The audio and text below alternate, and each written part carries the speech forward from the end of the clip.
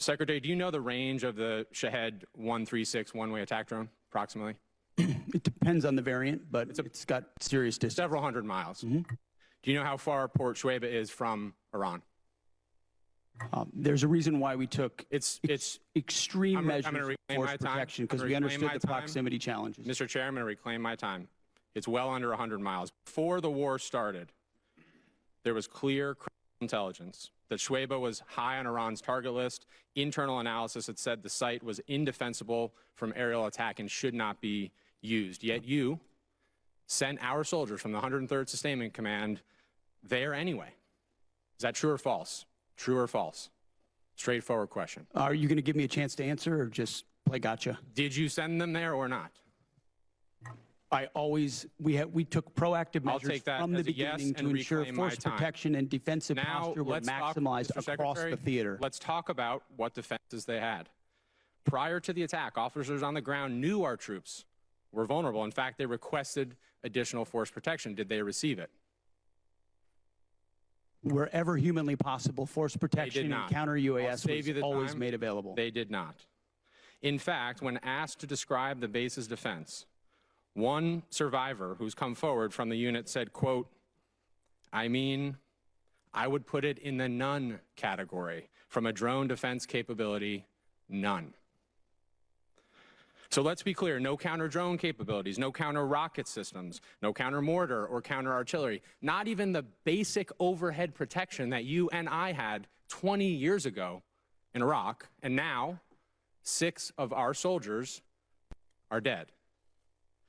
The next day, you downplayed the attack. You said it was a squirter that squeaked through fortified defenses.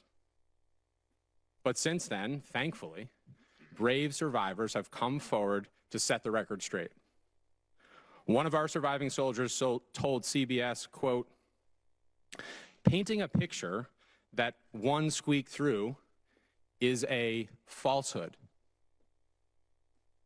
Another said the unit was, quote, unprepared to provide any defense for itself. It was not a fortified position. Another survivor said the building's protection was about as weak as one gets. Secretary Hegseth, that is obviously in direct contradiction to what you said from the Pentagon podium the next day. So are you saying that these soldiers, our soldiers who survived this horrific attack, are lying? What I'm saying is, before the commencement of the conflict, we put in maximum defensive posture we could. That's a direct contradiction. We moved 70 what they said, in this directing. Can I speak, or are you just going to monologue falsehoods all over the place? It's not a falsehood. We moved 7,500 troops off of the X based on the intel. Stop. Based on the intel. Stop. Reclaiming my time. Because you yell doesn't make you right. Just because you yell doesn't make you right. I'm reclaiming my time on behalf of these survivors.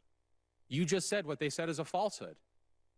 There's a much larger picture. There's a much larger picture at play here that included integrated air defenses, bunkers, moving people off the X to ensure that they were not part of the target. We moved those troops and all across the theater, thousands of troops off the X, off of their bases, because we knew what Iran was going to try to strike, and we knew there could be a tragic moment. There could be a tragic moment where something could get through. Of course, that's the consequence of conflict, and we remember those 6 every single day. I want to finish. But don't play games with. I'm not playing games. I want to finish with one more quote from a survivor of the attack, and I put this on the record. Telling the truth is important, and we're not going to learn from these mistakes if we pretend these mistakes didn't happen. Secretary Hegseth, those soldiers told the truth. Those soldiers are braver than you are. I commend them. They are asking for accountability. They deserve accountability, and I'm asking for the same, starting with you. And as I said a year ago, you need to resign immediately. I commend those soldiers. And I yield back. Gentlemen.